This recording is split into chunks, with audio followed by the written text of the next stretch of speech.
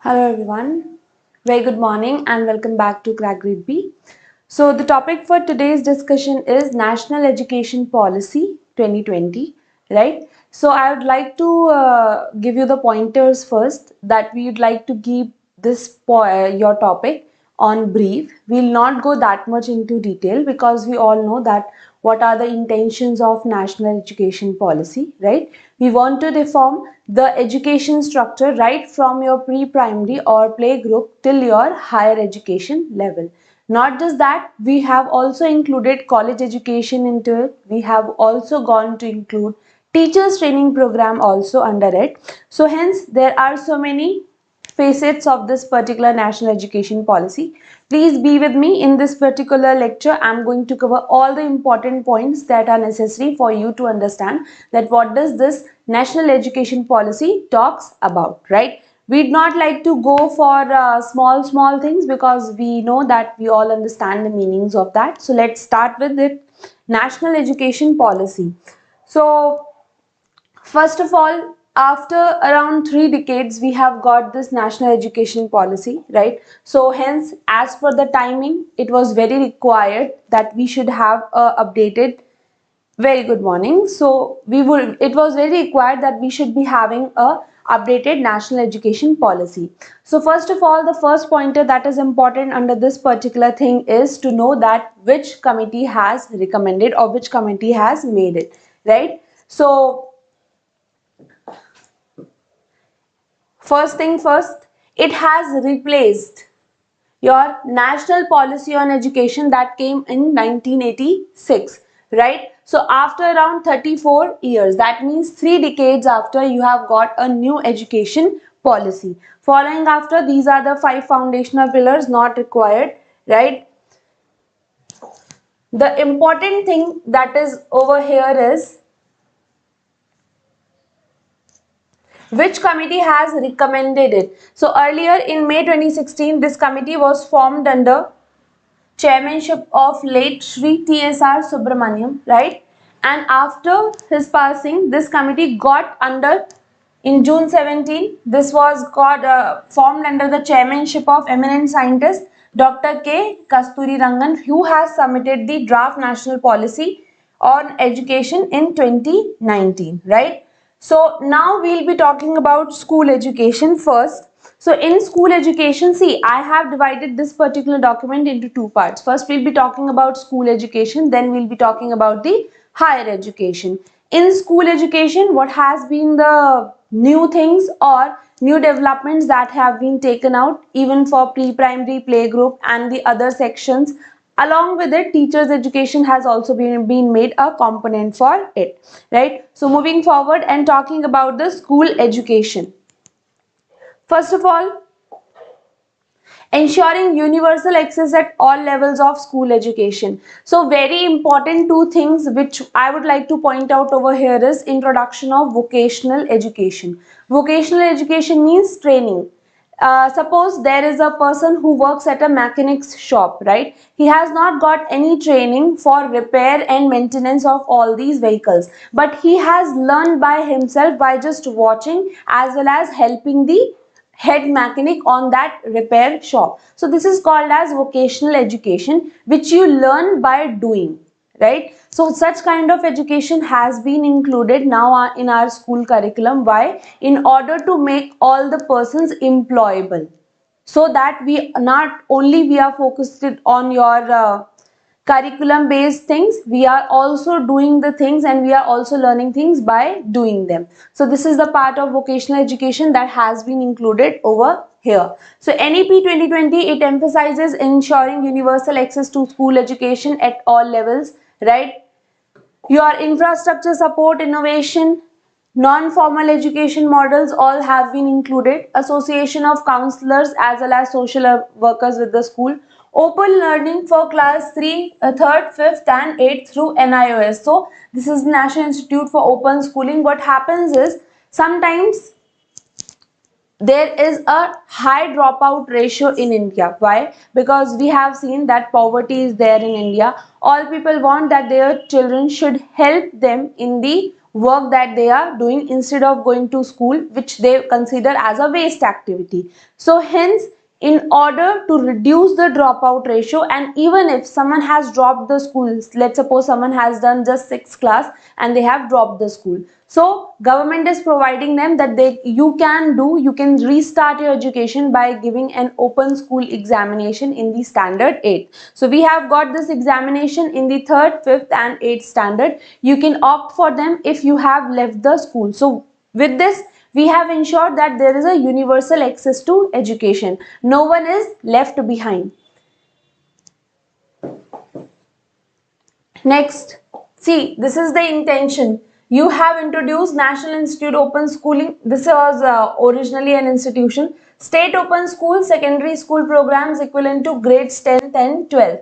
Vocational courses, you have introduced adult literacy and life enrichment program. With this, what is your aim? What you want to do? So with this, we want to bring out 2 crores out of school children into the mainstream under NEP 2020, because you are providing them the way how they can re-enter the school phase.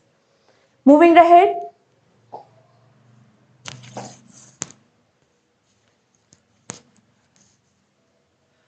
Talking about early childhood care. So earlier what used to happen, that we were having a 10+2 structure. Earlier means right now also we have a 10+2 structure. In 10+2 structure, we tend to ignore the playgroup. That was the foundation of our school education. We did not pay attention to what was happening at the play school level. So now government has brought in the concept of 5+3+3+4, right? In this, we have included everything under the ages of government only. Start from the pre-primary. So what will happen with this? You are going to train the Anganwadi centers where the children go for the first time. When they start their playgroup, they go to Anganwadi centers, and in those Anganwadi centers, you want to train all those females who are there at Anganwadi centers how to proceed with the children at the playgroup level. Right? So when you include anything under the government ages, government defines the standards for it and various other components. So it becomes a formalized way of education. So now let's see what has been told over here. Very easy. Just see the main major components. I am going to teach you that only, because that is only that was required for us to read. So with emphasis on early childhood care and education, 10+2 structure, we have replaced it with 5+3+3+4 curricular structure. That means the children age between 3 to 8, 5 years will be there, 8 to 11, 3 years, 11 to 14, 3 years, and then you have got your 9, 10th, 11th, 12th. That means 14 to 18 years of age. You are going to cover everyone in that particular format. Now, what you are going to do with this?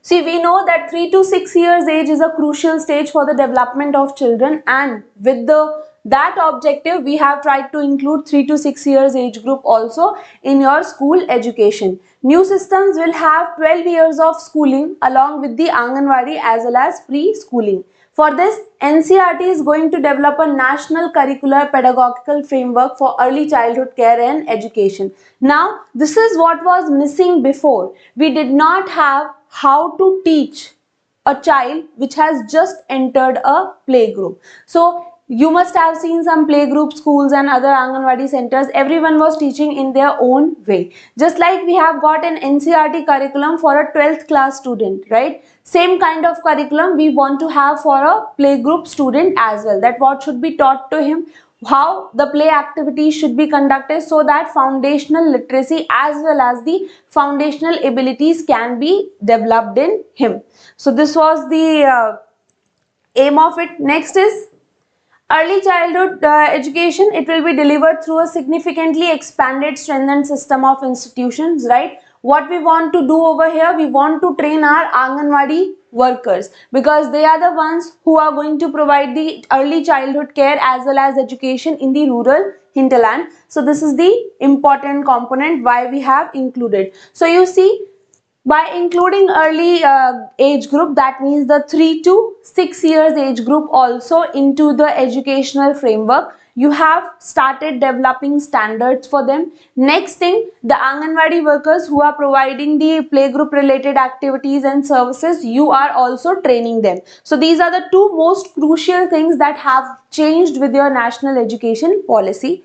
Next is the ministries, which all ministries have came together in order to implement this. So obviously we have got your Ministry of Education, Women and Child Development, Health and Family Welfare, and along with the Tribal Affairs, because in our country we have got scheduled tribes areas as well, which are in need of information as well as the education. So we have not excluded them, they are included over here. Moving ahead, attaining foundational literacy and the numeracy. So you might have seen that there is an ASER report, right? ASER. This is the survey of education that is being conducted by a private NGO, right? So they have every time whenever this report comes, this report tells that okay, a third class or fifth class student is not able to solve a third class student's maths problem. So this means we are teaching the children, we are letting them learn all the things, but they are not actually understanding the points, right? That's why you might have also seen that all the fifth class students are not on the same pedestals. Someone is lagging behind in the education. They are not able to solve the problems that are belonging to third or fourth standard. Still they are in fifth standard. They are not able to read a sentence which is written in English in proper format, right? You might have seen some memes also on this, right? So this is the component of foundational literacy. We are seeing that okay, child is graduating from fourth class to fifth class, but will this graduation from fourth to fifth, or this movement from fourth to fifth class is actually involving any literacy or not? So this is the component under foundational literacy. That is what we want to develop. We do not want that you should just pass the grades. We also want that you should learn your points well. So under this, we have recognized foundational literacy and numeracy as an urgent prerequisite to learn. So NAB 2020 calls for setting up a national mission on foundational literacy and numeracy by Ministry of Education. States will be preparing implementation plan for attaining foundational literacy and numeracy in all primary schools for all learners by grade 3 by 2025. This is the implementation responsibility of the states. What you have to remember over here, that what NEP 2020 has called for, Ministry of MHRD, they have to establish the national mission on the foundational literacy. A book promotion policy has also been formulated under this particular NEP. Now, what are the reforms in school curricula and pedagogy? Pedagogy means how you are teaching, right? Curriculum means your book, and pedagogy means the way of your teaching. So both of these are important as well as the crucial components. Let's see over here. So what changes we have brought in? One very important change is like whenever we had shifted from 10th class to 11th class, we were asked to choose between arts, science or commerce. Now there can be a mix up of the subjects. There can be a cocktail of the subjects which is available to a student, right? There is no force on that. Apart from that, in your school levels, from summative assessments, we will be moving towards the formative assessments. What are summative assessments? What are formative assessments? So summative assessments, you can understand this like in terms of your half-yearly exams, in which you were asking students to write about whatever they have learned in a 6-month period, right? But formative assessments these are taken in a shorter period of time, let's say 1 month, 2 months, right? And in that, not just the factual questions that you are going to ask, you are also going to ask the things which are related to the understanding purposes, right? That cannot be learned, that cannot be rote learned. You have to understand the concept in order to answer those questions.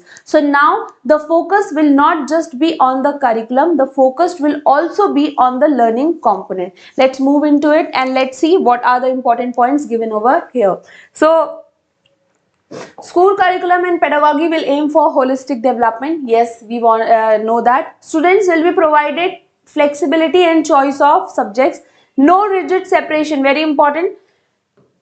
No rigid separations will be there between art, science, between curricular, extracurricular activities, between vocational and academic streams. Vocational education, important, will start in schools from the 6th grade. Why? Because it will help our ever so increasing population which demands the employment. And along with the education, if you are doing something which you will actually be utilizing in the life going ahead, that is all automatically going to help you, right? So many of the peoples, this is a joke that where do we use the permutation and combination which we learn in the mathematics, right?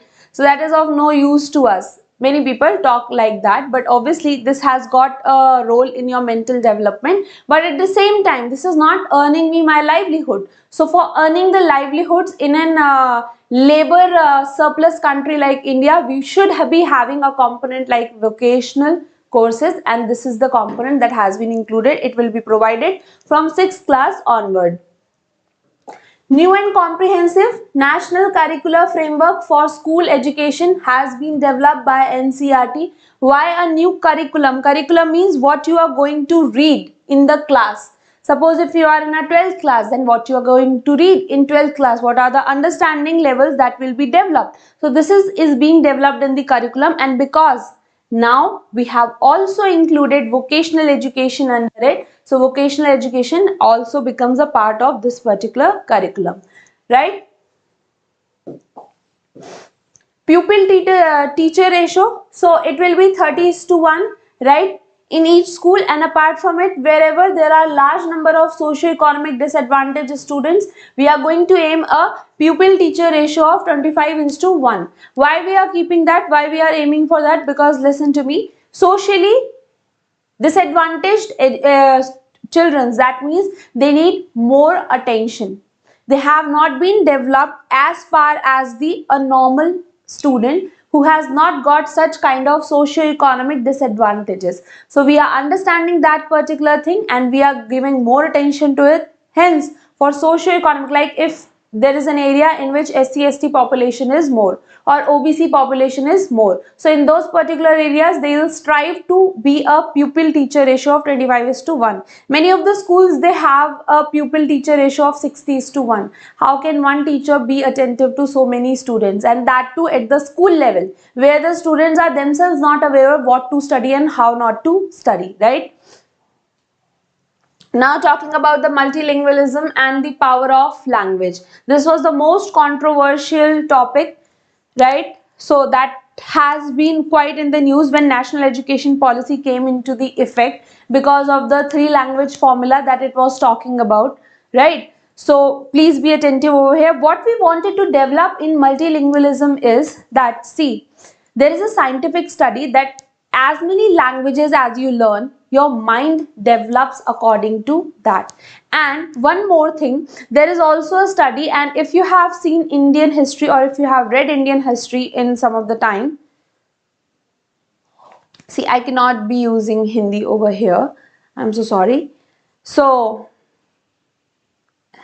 let's come back to the topic. So if you might have studied Indian history, in Indian history also, whenever in our Indian freedom movement, all the freedom fighters, they always emphasize that at least the foundation level of education that should happen in the mother tongue, because it is well developed fact that if you are teaching your child in the formative years in mother tongue, then he or she is able to grasp more, right? So this is the point that has been pointed out over here as well.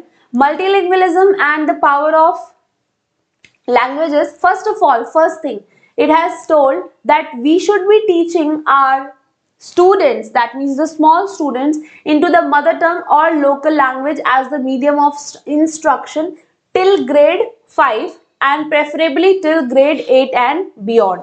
So till grade 5 it is the compulsion that they have provided. Why? Because understand this thing, there is a child, right? this child hears Hindi at all times in his home, but when he goes to the school, the teacher starts talking in English. Now it is very difficult for him in these starting years to be able to cope up with these two languages. So hence it has been provided that we should be using mother tongue or the local language only till the grade 5, and if we can do so beyond the 8th class or beyond the 8th class also, that is can also be done. Next, Sanskrit will be offered at all languages. It will be an optional for the students, right? Under the 3 language formula. Other classical languages and the literatures can also be available as the option. No language will be imposed on any student. So this was specifically this provision was done.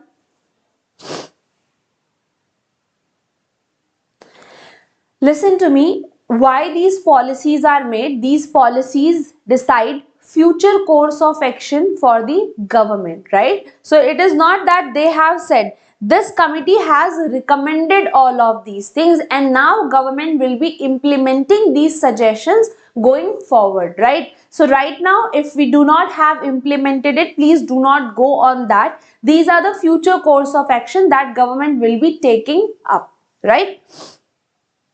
So all our significant aims of NEP actually achieved in India, not achieved. Therefore, we have brought in a new education policy. And now the whatever things have been told under this education policy, we are going to implement them. Right? No languages will be imposed on any students. You can choose any particular language, right, out of the 3 languages. Next is, there is a fun project on the languages of India that will be conducted when the child is in grade 6 to 8. Just wait for a second.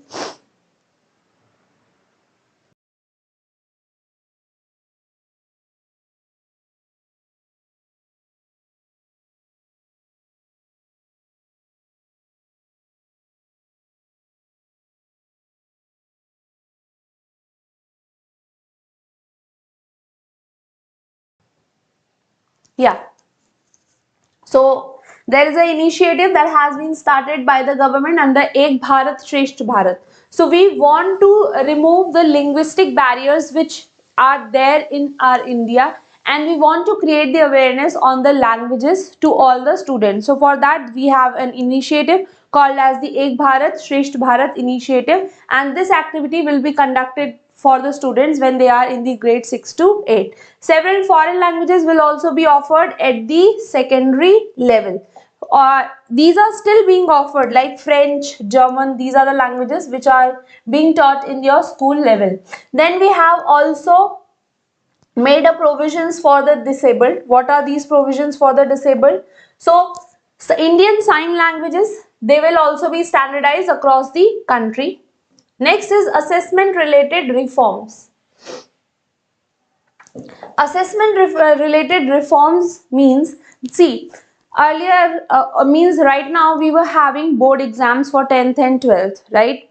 And what happened in those board exams means we were just had to write the facts and we are done with it, right? That means everything, the marking system depended on the learning capacity. If you are able to learn that, then you will get the marks. What about the conceptual clarity? That was not a component over here. Now we will be starting giving a weightage to that as well. We are going to reform the assessment even at the other classes level, like if a child is in the 2nd grade or in the 4th grade, such like that, then the assessment will be different. We are not going to do the assessment one time like we were having annual examinations. Not a one-time assessment. The assessment will be taken on month-to-month basis or every 2-month basis, right? Depending on whatever the criteria that come out or whatever government decides. But the intention of NEP is that you should be doing assessment at a frequent interval, so that there is no recency bias that occurs in your assessment processes. So moving ahead, NEP 2020 envisages a shift from summative assessment to the formative assessment. I have told you, summative assessment means like your half yearly exams, annual exams, and formative assessment means There you are going to take the examinations on a frequent basis. On what basis you are going to test on it? So competency based, learning based, whether you are applying the critical thinking, right, or conceptual clarity. These are the things that will be checked over here.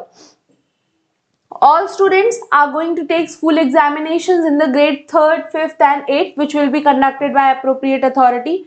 Board examinations 10th and 12th will also be continued, but they will be redesigned for holistic developments. Means just mugging up of facts is not important. A new national assessment center, Parak.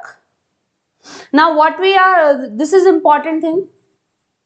With Parak, what we want to do is, whatever you have studied, how to do an assessment of this, right? How to modify your examinations, or what should be the contents of your examinations. The standard for those will be made by the Parak.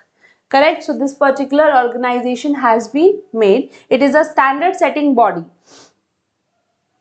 Now talking about the equitable and inclusive education. Equitable and inclusive education means we are also focusing on the disadvantaged groups, right? We'll just quickly cover it. So NEP 2020, it aims to ensure that no child loses an opportunity because of the background or the birth. Here we are going to provide, or we are going to emphasis on all the disadvantaged groups, be it based on gender, socio-cultural, geographical identities or the disabilities, right? Children with disabilities will be enabled into fully participate into regular schooling process from the foundational stage to the higher education, with the support of educators with cross disability training and the resource centers. So earlier what used to happen, that there was different schools for the disabled, right? Such kind of things were there, but now if they want, they can take admission in a regular schools, and the educators will be trained in all such disability related requirements, so that a proper schooling and a proper education can be provided to such disadvantaged groups as well.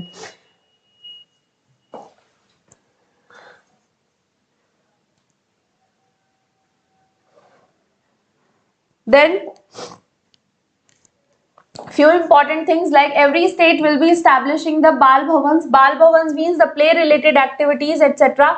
can be done over here, and these particular schools, the infrastructure of the schools can be used for Samajik Chetna Kendra. Samajik Chetna Kendra means even in today's time also, whenever there is anything crucial that is going to happen in a village setup, what they do, they go to the school premises, right? Because they do not have any other infrastructure where all of them they can come together and talk about it, right? So infrastructure is a necessity at a village level also, and hence this particular NEP envisages that we are going to allow the use of school infrastructure as a Samajik Chetna Kendra. Not a very important topic, just a overview that you can have the understanding of. Now what is the goal of achieving? So we want to have a 100% gross enrollment ratio in the preschool to the secondary level by 2030. 100% gross enrollment ratio. See, I'll tell you, the enrollment ratio in the pre-primary, that means the starting of the school, is we have achieved, India has achieved it, right? We are near to 100% enrollment. But what happens is, as soon as the levels proceed, that means the grades increase, there is a dropout ratio that we are going to witness. That means I will tell you, till the child reaches till class 12th, not more than 30% or 40% of the childs are there with him. The others are, they leave the school in between. These are called as dropouts. Why they leave the school? Because they are poor. They want to work in order to earn the livelihoods for their families. Therefore, in order to make the school education worthwhile, we have included a vocational education related concept also, right? Now, for any good school related change, the very important thing is teachers training. If they will not know how to teach, then you cannot teach your child properly. So this is the very important component, and with this we have formed a robust teacher recruitment as well as career path as well. What we are doing over here is, there will be a periodic performance assessment. So if you have appointed a school teacher, right, and if you are not doing the assessment of how he is teaching or how she is teaching, then it is of no use, right? So you should be doing the periodic assessment of his or her work. A common national professional standards for teachers, it will be developed by National Council for Teacher Education, right? So with this we are going to define how they should be teaching over here. The professional standards, they will be reviewed and revised in 2030 and every 10 years. As soon as your school teaching levels change or requirements of the school education change, as per that we are going to change the professional standards for our teachers as well. So there is nothing that more need to be understood over here. Just understand that a body has been made in order to develop the professional standards for the students, for the teachers, sorry. And with this we want to define that what kind of standards they should be following. Now moving ahead to school governance. So schools can be reorganized into complexes and clusters will be basic unit of governance and ensure availability of all resources like academic libraries as well as strong professional teachers communities. So what happens is, if in your state level or district level there are different schools, so what you can do in order to do the governance, schools in an areas will be covered into a basic cluster. So every kind of governance or every kind of rules and regulation will be imposed on them as a form of clusters. What it will do, the only aim of this is the ease of governance. Now standard setting and accreditation for the school education.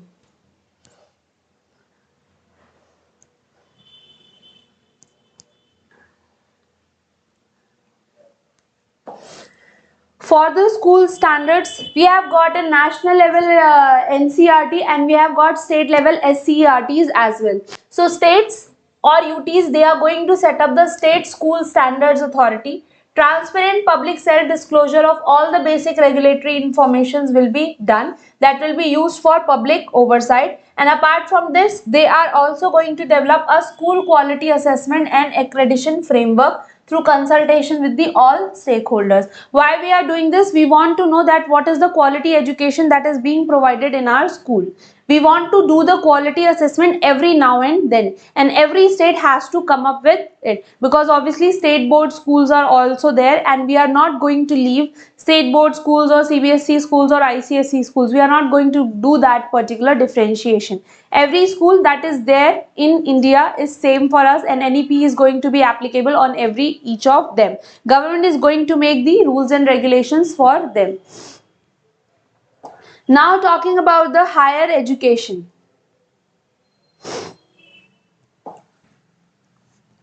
So aim is to increase the gross enrollment ratio to 50% by 2035. Why this is the aim? Because you see the gross enrollment is, this was measured in 2018, right? So I am assuming that till this point we are into right now 2023. Just wait.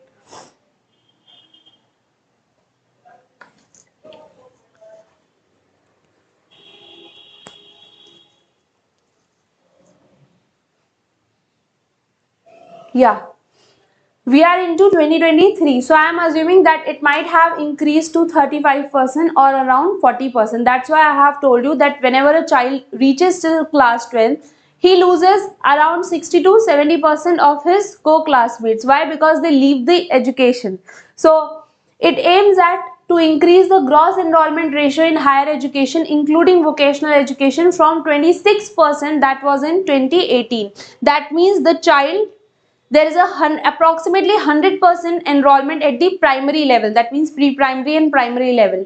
Everyone is coming to school, but by reaching your class 11th and 12th, they tend to leave the school and hence enrollment ratio falls towards it. So we want to have a higher enrollment ratio. 3.5 crore new seats will be added in the higher education institutions.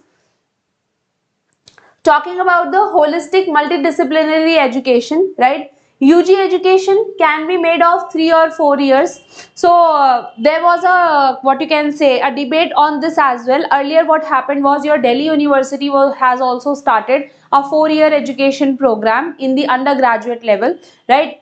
In that what we do as BA, BCom and BSc, in that they have started a 4-year program, but that was not quite very successful. So this was also a debate point that was taken up in the national education policy. Leaving about it, let's see what are the changes that are going to be there in our higher education. So it envisages a fixed flexible curriculum, right? And there should be multiple exit and entry points with the appropriate certificates. Now multiple exit and entry points, for example, you have done the first year of graduation, right? Now after that, due to some financial as well as family problems, you are not able to continue with that. So you will be getting a certificate for the first year itself. Now if you want to continue your education after, let's say, 2 or 3 years, then you can start and you can get yourself enrolled in the second year of graduation with that first year certificate, right now this is not possible, but by looking at the socio-economic conditions, we want to provide a way in the future as well. Therefore, there are multiple exit and entry points. If you want to exit after first year, you can. If you want to re-enter after that means in your second year, you can. You have the option. The aim is you should not be leaving your education uncompleted. Even if you are leaving in between, we are providing you the way how you can do a comeback. So appropriate certificates will be given, like certificates after 1 year, advanced diploma after 2 years, bachelor degrees after 3 years, and bachelor with the research after 4 years. So there are different certificates that will be provided at different year. Even if you are leaving at the end of 1 year, second year, third year, you are not compromising with your degree. Academic bank of credit will be created to establish for digitally storing the academic credits which are earned from different higher educational institutions, so that these can be transferred and counted towards the final degree earned. Moving ahead, multidisciplinary educations like your IITs, IIMs, they will be set up as the models of best multidisciplinary education of global standards in the country. What we want, we have established them in standards, and other educational institutions which are providing, let's suppose, degree on the engineering, degree on the management, they should be following the standards of those higher educational institutions. National Research and Foundation, it will be created as an apex body for creating a strong research culture and building a research capacity. So what happens is, you might have seen that we have so many engineers out there, right? And we have got kind of BSc students over there. They just do the degree just for the sake of having a professional degree or a graduation degree. They do not have any kind of research agenda with them, and that is very crucial. If you are studying for engineering subject or science related subject or any other kind of subject, maybe you are studying a social science related subject, what should be your agenda? You should be doing a research on it, because when we try to find out different facts, it leads to our knowledge upgradation. So for that, we have established this particular organization which is going to focus on the research related capabilities. We want to make in India a more ahead country in terms of human development. Talking about the regulation,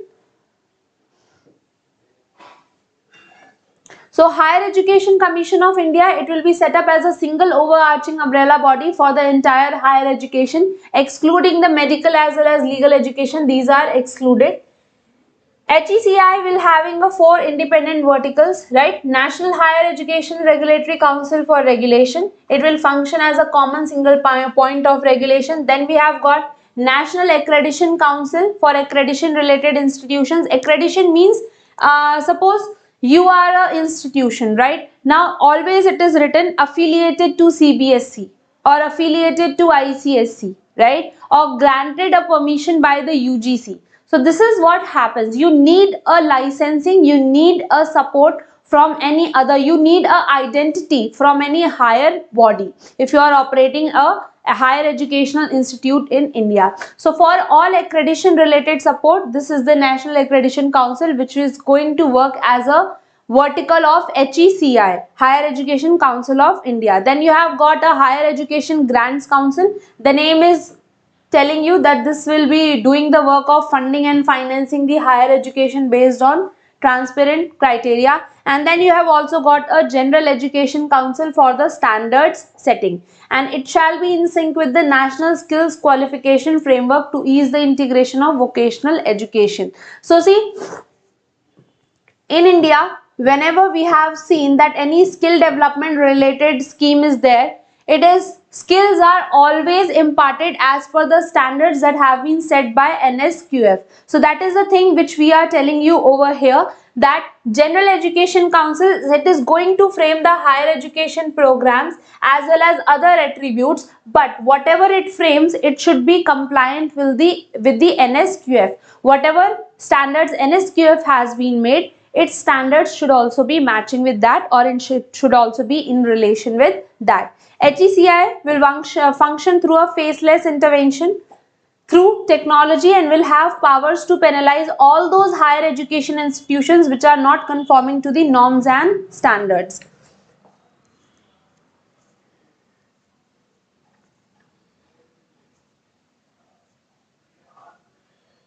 Next thing is, this is also an important thing, so let me tell you this. The professional councils, like we have got Indian Council for Agriculture Research, Veterinary Council, National Council for Teacher Education, Architecture related council, as well as vocational training related councils, they will act as a professional standard bodies.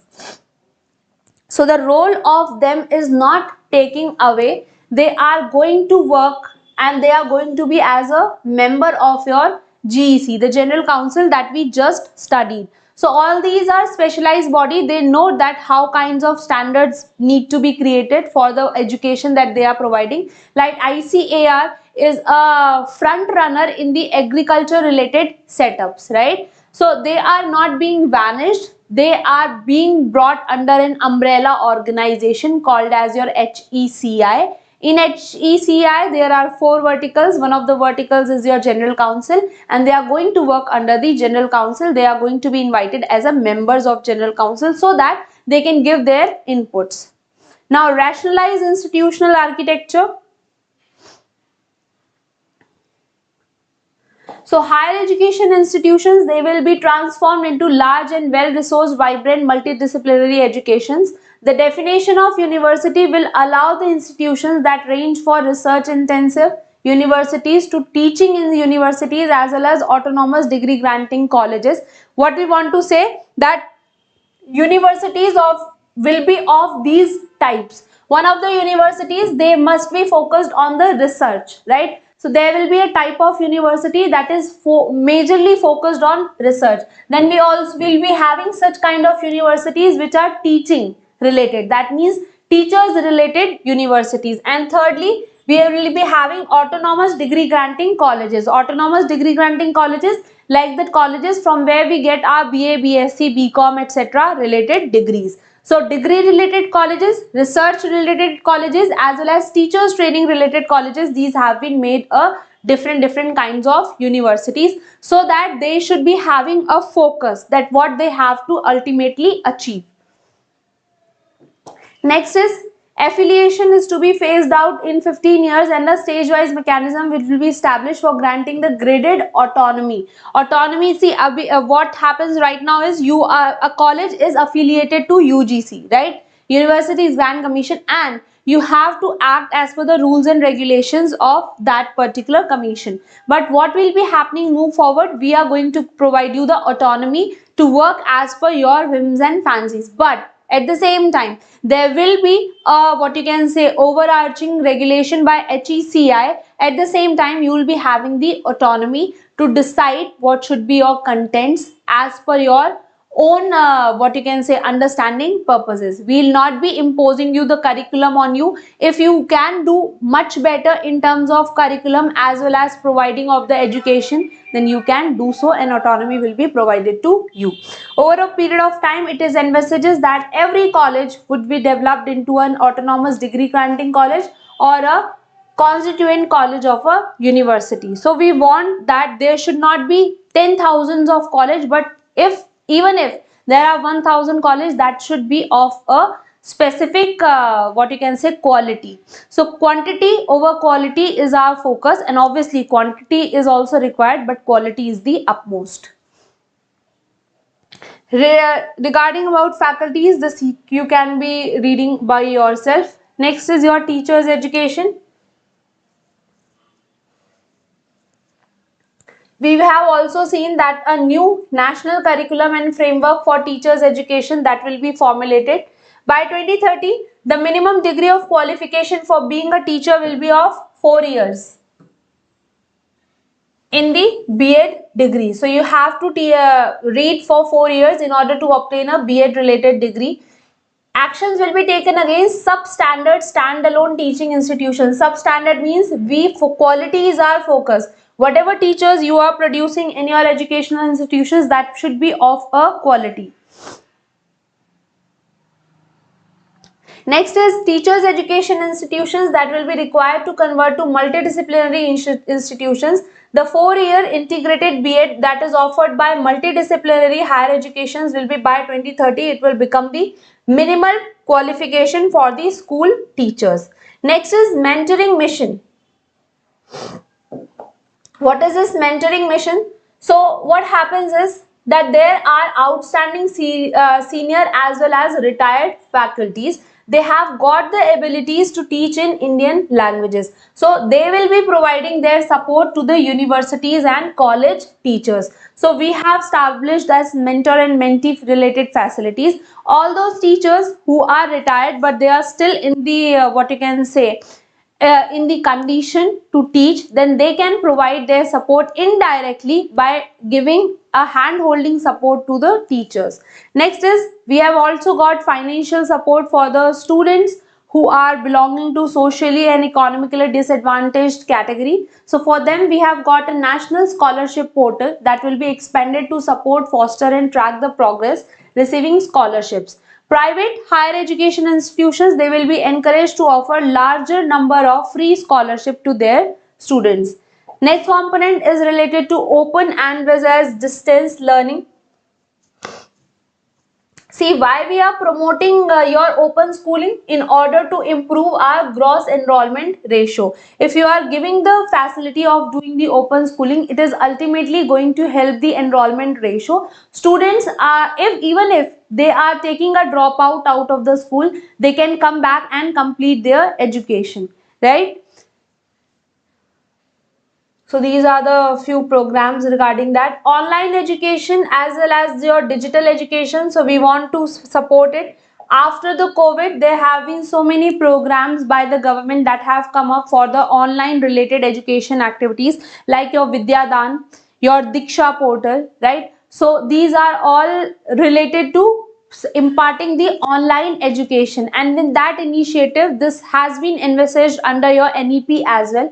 What we want to do, this is just the objective, that a dedicated unit for the purpose of orchestrating the building of digital infrastructure, digital content and capacity building will be created by the MHRD to look after e-education needs of both schools as well as higher education. So nothing else, there has been steps that were already taken up by the government in form of Diksha portal, your Vidya Dan initiative, right? And there is also a 24/7 DTH related educational channels where you can get the education. NEP also says that you should be evolving such kind of tools and formulations so that e-education can be provided to everyone. Next is technology in education. So an autonomous body like your National Education Technology Forum, it will be created for providing a platform of free exchange of idea by using the technologies. We want to improve classroom processes, support teachers' development, enhance educational access for the disadvantaged groups. Now, why nothing is much important over here? Because here we are just talking about an organization. Only the name of this organization is important. Apart from that, they are just talking about the objective, that what government should do, right? Ultimate solution in the hands of the government, what they are actually going to do over here. Next is promotion of Indian languages.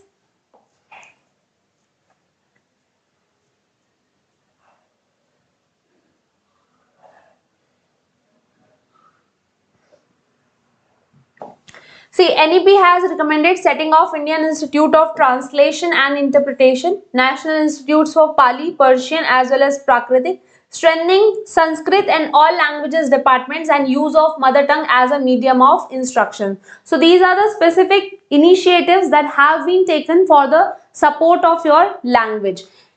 Internalization of the education, it will be facilitated through both institutional collaborations as well as student and faculty mobilization. So what we are trying to do over here is there have been different initiatives that was included as form of NEP in order to establish the your language related problems. So we have said that till the 5th grade it is important that you teach in the mother tongue. Sanskrit has been included in a 3 for language formula, right? Other classical languages like your Tamil, Telugu, they are also being taken into the effect. So all these local area languages will be given a primacy in the instructions as well as in their curriculum as well. Next is professional education. So this will be made up integral part of higher education. Standalone technical universities, health science universities, agriculture universities, they will aim to become multidisciplinary institutions. So your engineering related AICTE type of institutions, they are not going to be abolished, right? Why? Because these are the specialized institutions which are taking care of your technical education. Like we have not abolished your medical as well as legal related education. What we are just trying to do, we have created an umbrella organizations. These organizations are going to work below this particular setup. We have not just abolished your ICAR is also a specialized body related to agriculture. We have not abolished it, right? What we have just done, we have brought it into under an umbrella organization so that there is an ease of regulation, there is unity of command as well as unity of direction in their performances. What is adult education? So we want to achieve 100% youth and adult literacy and financing of education. Center as well as states will work together to increase public investment in education sector to reach 6% of GDP. Currently, it is 4.43% of GDP at the earliest, and this 4.43% is also when we combine central as well as states share together, right? If we'll just take out the central share, this is going to be way less, but after combining both of their contribution towards education, it comes out to 4.43, and we want to take it to 6% of GDP. And believe me, this is the minimum that they can do. Minimum amount of financing and minimum amount of aim. So with this, I would like to wrap up. I hope that we have you have got crucial understanding about national education policy. If you did, please do not forget to like this video. Thank you so much.